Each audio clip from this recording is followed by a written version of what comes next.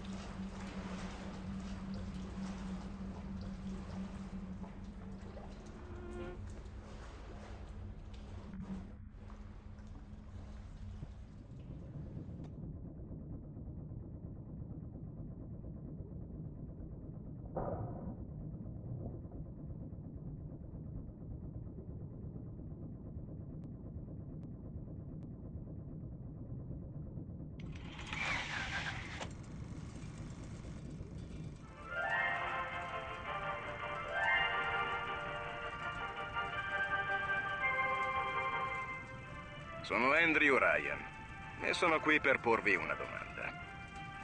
Un uomo non ha diritti sul sudore della sua fronte? No, dice l'uomo di Washington.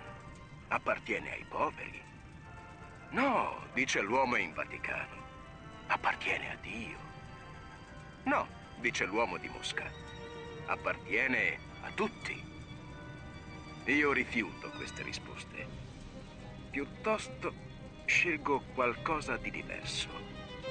Scelgo l'impossibile. Scelgo Rapture. Una città in cui un artista non debba temere la censura. Dove lo scienziato non sia limitato da ridicoli moralismi.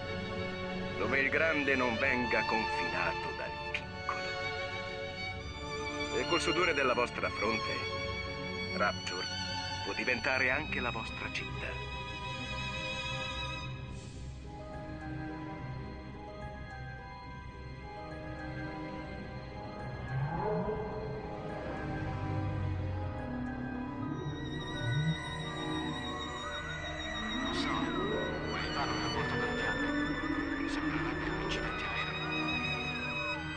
Siamo nel bel mezzo dell'Oceano Atlantico, come... Non ne ho idea. Meglio darsi una mossa. E alla svelta. I ricombinanti stanno arrivando. Come fai a sapere che sta arrivando qualcuno? Di cosa stai parlando? Scherzi! Che c'è una batisfera in discesa. Significa che abbiamo compagnia.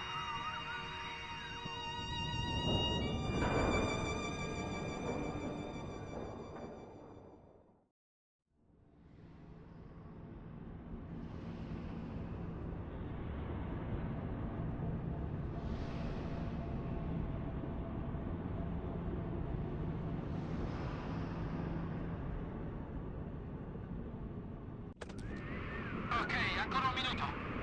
La batisfera sta arrivando. Johnny, la sicurezza si sta attivando ovunque. Muoviti!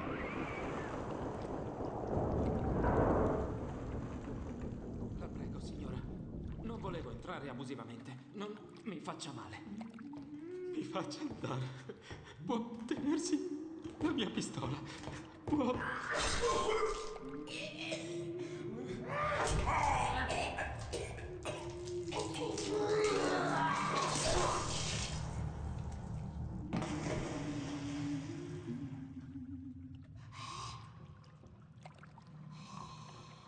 Qualcuno di nuovo.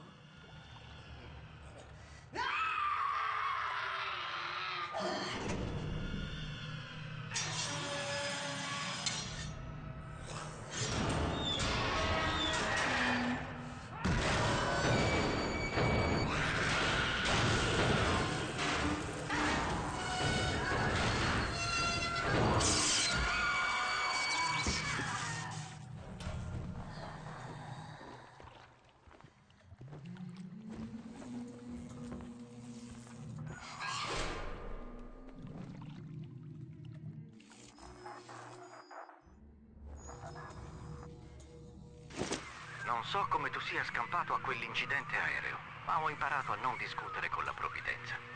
Mi chiamo Atlas e cercherò di salvarti la pelle. Ora muoviamoci. Ti riporteremo in superficie. Fa un bel respiro ed esci dalla batisfera. Prometto che non ti lascerò nei guai. Bisogna tirarla fuori dal nascondiglio, ma dovrai fidarti di me.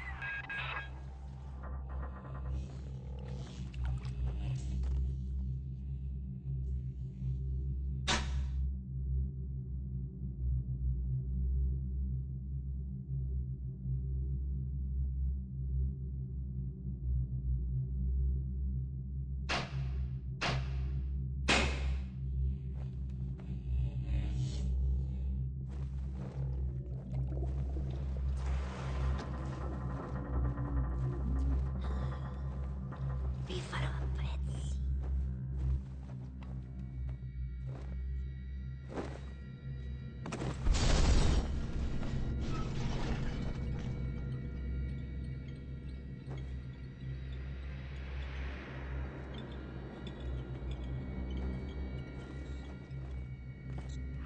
Un po' più avanti. Ecco, fa un bel sorriso. sorella.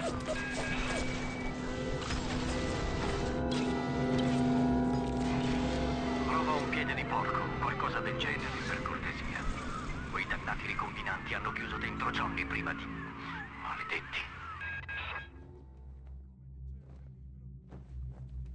Sorridi e sii te stesso.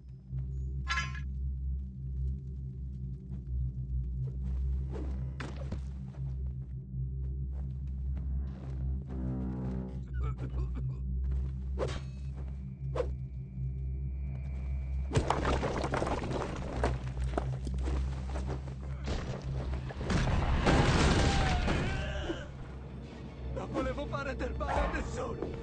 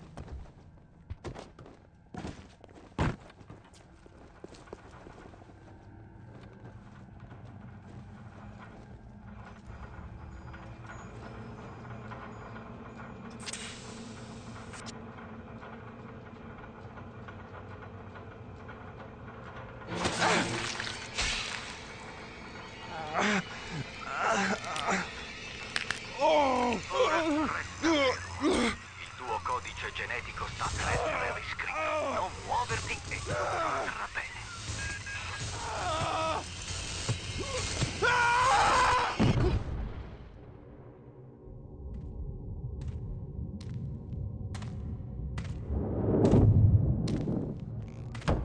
Questo piccolo pesciolino sembra letteralmente esploso. Chissà se c'è ancora dell'Adam nel suo corpo.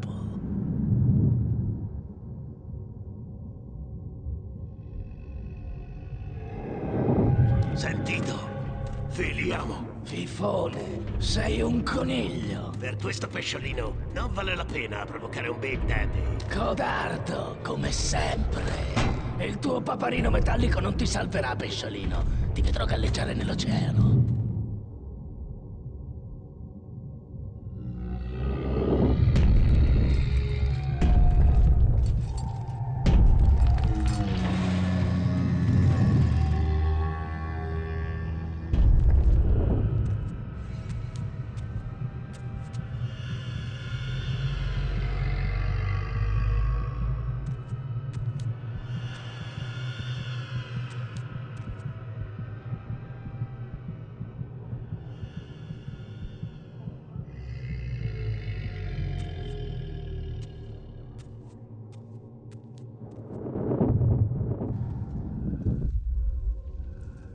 Stai bene, ragazzo?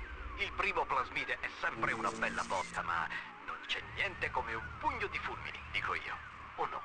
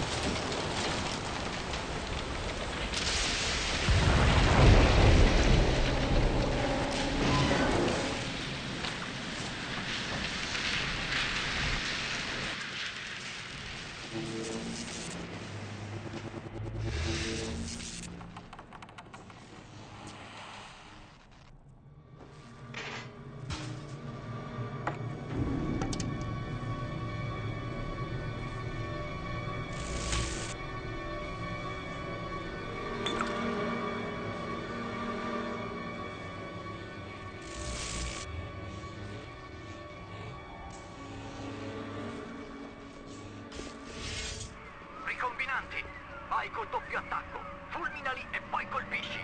Ricorda, un bell'1-2.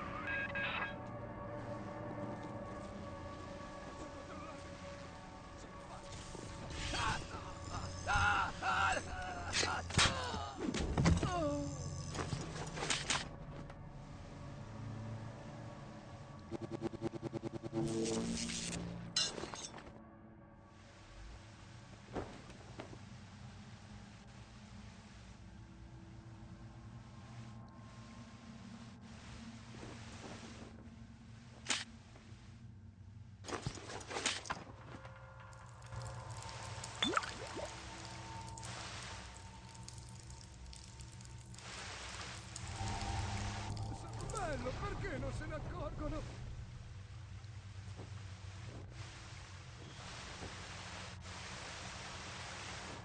Non sono una persona.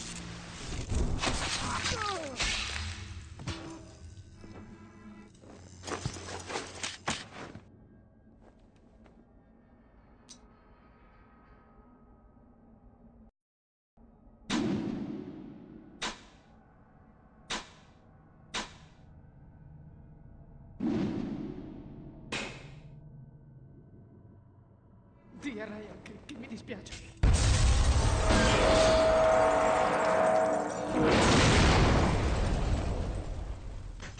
Non rompermi le palle!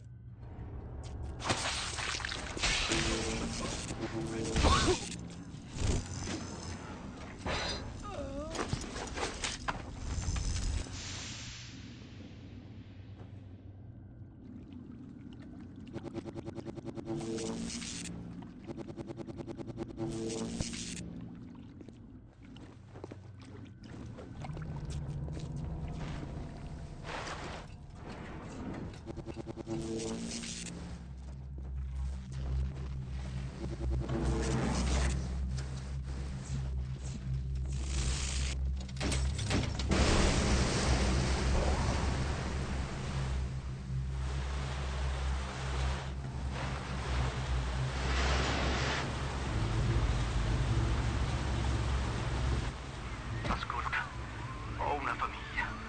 Devo portarla via di qui, ma i ricombinanti ci hanno separato. Se riesci a raggiungerla al Neptune's Bounty, forse, so che ti senti l'uomo più sfortunato del mondo in questo momento, ma sei la sola speranza che ho di rivedere mia moglie e mio figlio. Vai al Neptune's Bounty, trova la mia famiglia.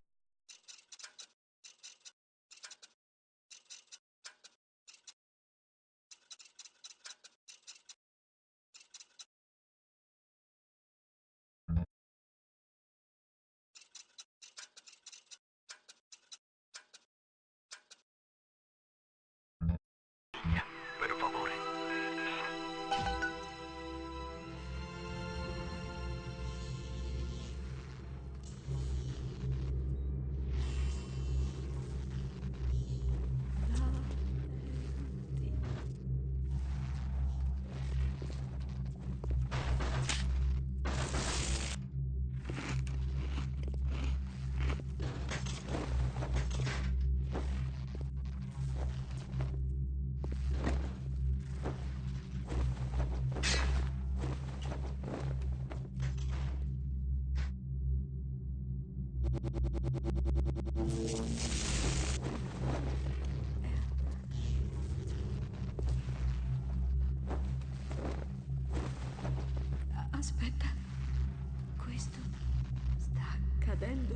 prima e non... Perché?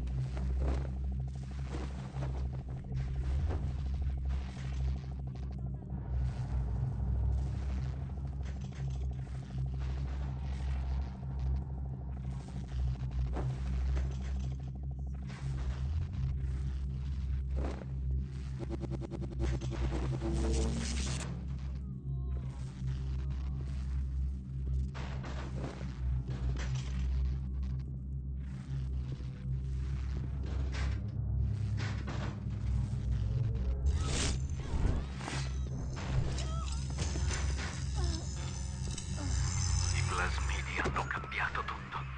Ci hanno distrutto il corpo e la mente. Non sapevamo gestirli. Amici che si massacravano tra loro. Neonati strangolati nella culla. L'intera città andò in malora.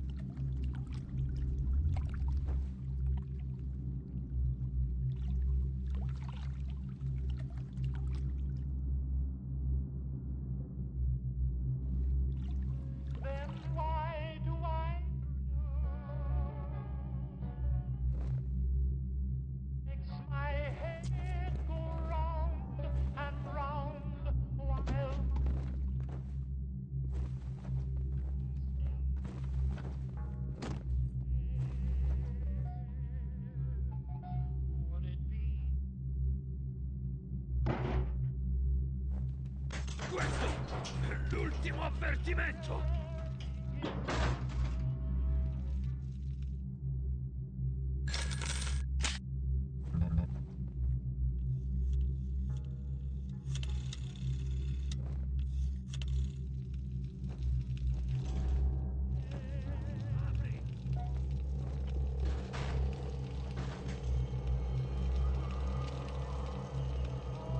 Questo è l'ultimo avvertimento!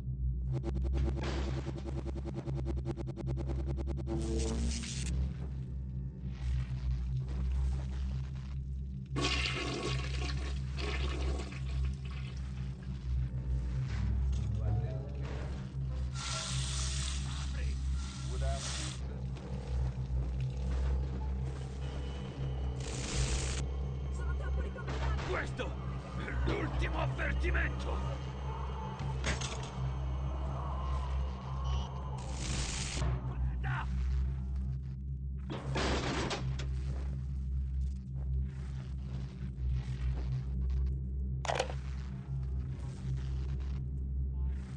Apri!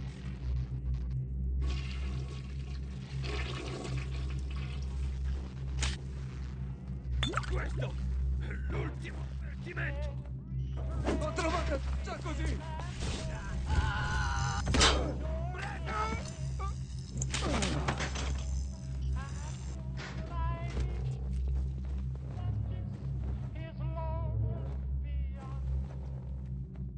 Apri! Dammi il mio...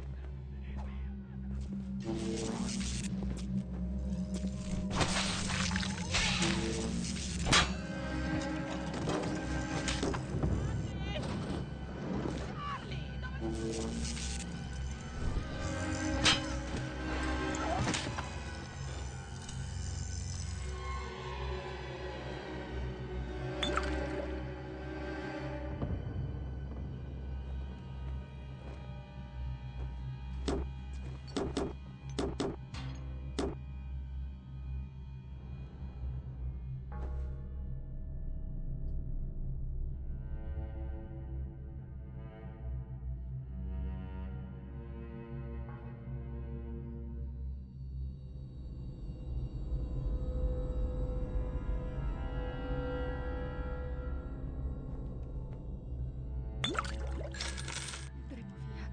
Te lo prometto. Solo...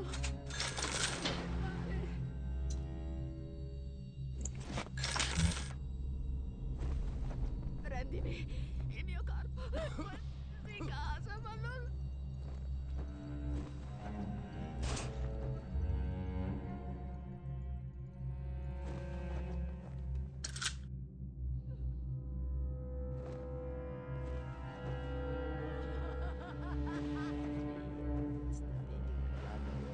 Se vedi un ricombinante in acqua, colpiscilo con elettroscarica.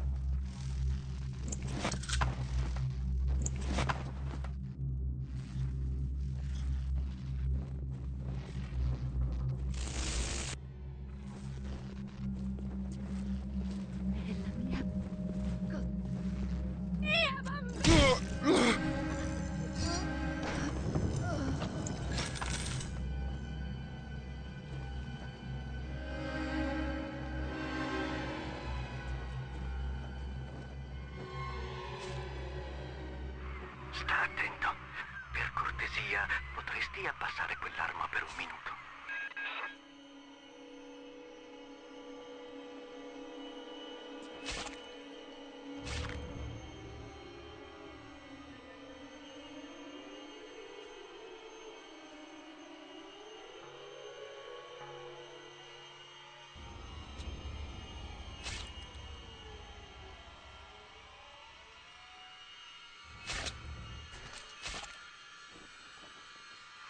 Credi che sia una bambina quella là sotto?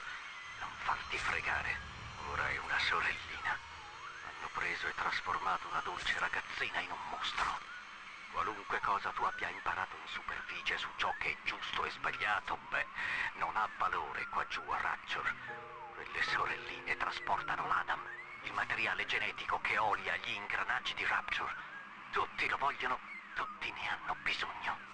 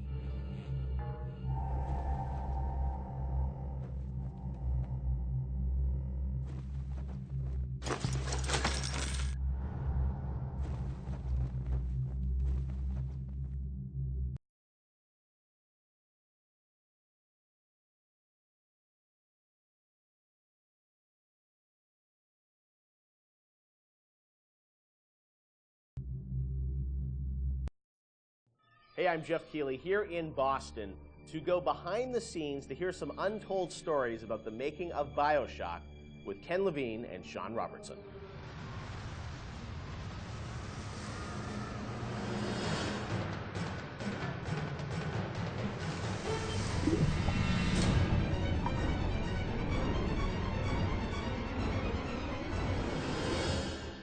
Let's talk a bit about the theme and setting of Bioshock, Rapture.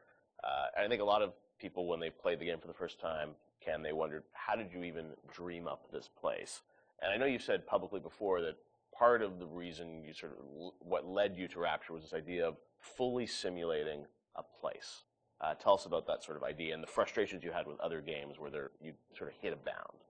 I think our philosophy was always to do what we were doing 100% rather than try to do something bigger and do it 50% or 40%. So one of the ideas of, and this sort of came from System Shock 2 as well, where you focus on an area that you can really bring to life and you kind of eliminate the questions of, well, why can't I go over the bridge to New Jersey? So we were able to really make a place, I think, that felt believable and real, even though in actuality it was really quite limited. But we just sort of dressed it with all these buildings outside that were all, basically glorified fakes. We let the story drive what we needed to show rather than some kind of like predetermined map which we set down, which is a little different than like System Shock 2, where we actually mapped a spaceship out deck by deck. Yeah.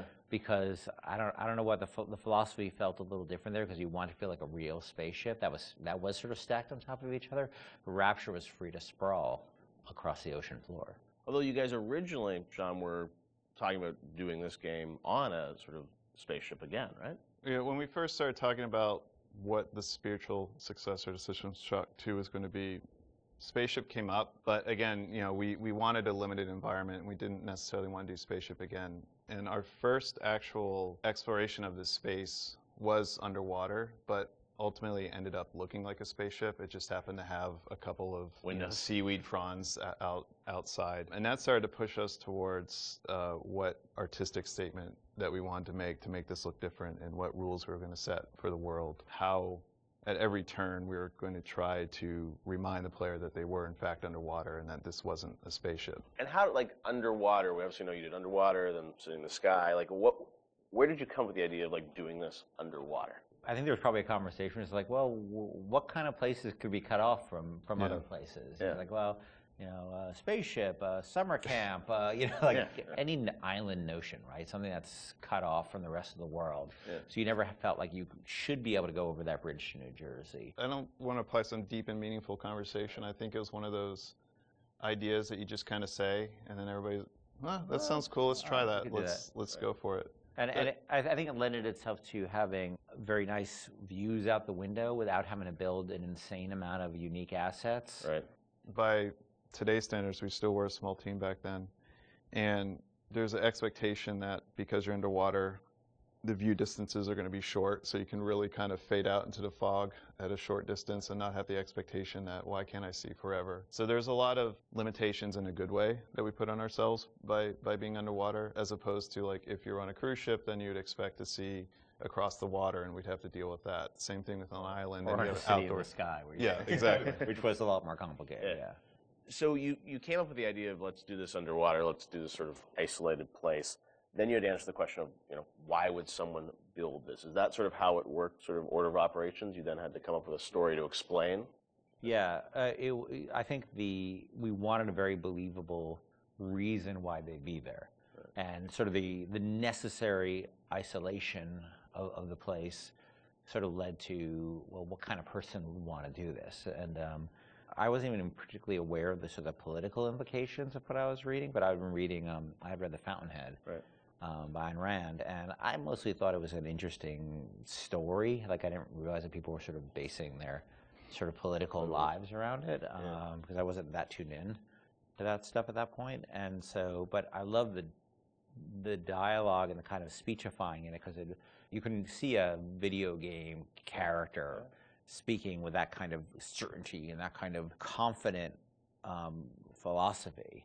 It just seemed like a natural kind of thing to apply to this place. And so it just sort of all came together as a sort of who is the guy who would do this? Well, you know, that character. He was sort of this amalgamation of characters from Ayn Rand's books and Ayn Rand herself. This sort of idealistic person who says, well, the only way to do this is to separate from the rest of the world. Right. And that led to Andrew Ryan. I am Andrew Ryan, and I'm here to ask you a question. Is a man not entitled to the sweat of his brow? No, says the man in Washington, it belongs to the poor. No, says the man in the Vatican, it belongs to God. No, says the man in Moscow, it belongs to everyone.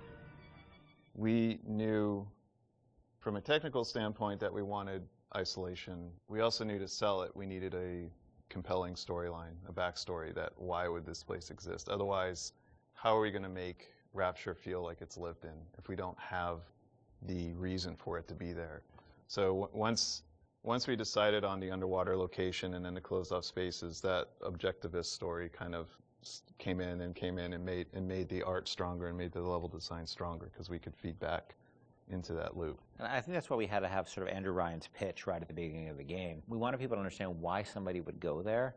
And so he makes this very personal one-to-one pitch to the gamer, but also that was the pitch he'd make to people, which was, you know, there's a place that you can be free of all these things, where you can not be sort of put upon by the government and not be afraid of nuclear war and not be afraid of all these other things that will plague you on the surface. We wanted that pitch to sort of resonate and make sense, because that's, otherwise by the time you got there you'd be like, well, this place is just fantasy, nobody would ever come here. And that the beauty of the place also was also tied into that. It had to be a very attractive proposition, or people who would believe that people would go leave their lives and go to the bottom of the ocean. I'm sure in some ways you had to convince the team and enroll them in your sort of vision of, you know, who this character was going to be and what the setting was going to be. How did that work, Sean? I mean, did Ken come in and say, hey, I've been reading these books, and I think we could sort of... I believe he just came in one day on a horse and said, Ayn Rand, everybody read The Fountainhead. Exactly. I bought 30 copies of it. Yeah, I think, you know... Here's a 2,000-page book or something. Yeah. Go read it. I mean, it really is more organic. You know, like I said, we knew that we had this location, and you struggle to fill it with stories, and you struggle to find meaning of why does this place exist? You know, what's my motivation? And as Ken started to explore Ayn Rand a little more and started talking to us about it, and we were having that conversation, and it's like, oh, this could totally work. Like, this is exciting. Like, this is something that really hasn't been done in a video game before. And if we had flipped it and come up with the idea first before the location, I don't think we would have really been that excited about it. But we had a location, and now we're trying to fill it with that story, and because of the order of operation there, you start to get excited, like, oh, I could totally make this work. This is going to really make it feel like a lived-in space. You know, as you think of sort of the, you know, the setting, and you think of maybe a character or something, was there a moment that you think back, it's like, oh, like right then and there, like I got excited when you attached the Ayn Rand For me, stuff it was to it was going to Rockefeller Center and seeing the visual. Uh-huh. I told this story before, but my wife and I were in New York, and we went to Rockefeller Center, which was, if you go to Rockefeller Center, it basically looks exactly like Rapture. It's because every building, you're sort of encircled. It's this block in New York, or a couple of blocks in New York, where Radio City Music Hall is, and where 30 Rockefeller Plazas, where you see that show 30 Rock, and the ice skating rink, and where they put the Christmas tree, and it's this very iconic location. But what's cool about it, it's all one, unlike the rest of the city. Everywhere you look, it's one architectural style. It's Art Deco. And it's very iconic Art Deco. And my wife and I were there, and we were sort of working on the game, and we didn't have a visual style. And all of a sudden, I started looking around, and I said, oh, this could be a visual for the game. Also, the geometry of it was actually quite conducive to making a video game, because it wasn't overly complicated geometry. Art Deco is quite bold and simple. Bold and geometric, yeah, and simple. And so my wife and I bought a couple of tourist cameras before iPhone cameras, you know. Throwaway cameras, yeah, throwaway cameras, those little Kodak things, and we just started photographing doorknobs and light fixtures, and just sort of developed the photos. Remember that? Brought them in and said, come to the office. Here's a stack of stuff. Here's a stack of photos. Take a look. I'll see you guys in a couple of years. Go make this. City where the artist would not fear the censor, where the scientist would not be bound by petty morality, where the great would not be constrained by the small, and would the sweat of your brow, Rapture can become your city as well. So you had kind of a theme, you came up with an art style, some of the iconic characters, and then, you really had to build the narrative around it. And you've talked about, a lot of the themes in the game and, greed, jealousy, sex, violence, all the things that sort of, drive us or what destroy us. And that was something I think that, as you thought about the story of the game, you wanted to, I'm sure, reflect some of those, right? Because I think people love the characters that sort of flawed in a way, and this is a world which is its own little microcosm, but had a lot of tension inside of it. Yeah, I mean, the character of Ryan was sort of, he's basically invisible through most of the game, right? Except for a very small portion. But he's very present because he exists, the city is him, right? It's such a representation of him. We never want to cut away to a cutscene where you saw Andrew Ryan, planning and scheming. We wanted him to be very present without actually being present. But once you had Ryan, once you had his desire to protect this vision of his, you just had to then come up with the characters who'd be arrayed in opposition to him. So we had this character, the Big Daddy, and then eventually the character of the Little Sister. And so characters like Tenenbaum came along, like, here's a person who's in opposition to him for this reason. And then you have, for more noble reasons. And then you have a character like Atlas, who's much more cynical opposition.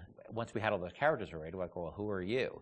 And, you ended up being a sort of, a pawn in the middle of all this opposition to Ryan. We just kept kind of homing in on that theme and making sure that you weren't, eventually figuring out that you couldn't just be here by an accident, that you're an integral part of this story, even though you don't know you're an integral part of this story. You think you're just there by happenstance. Look, Mr. Bubbles, it's an angel.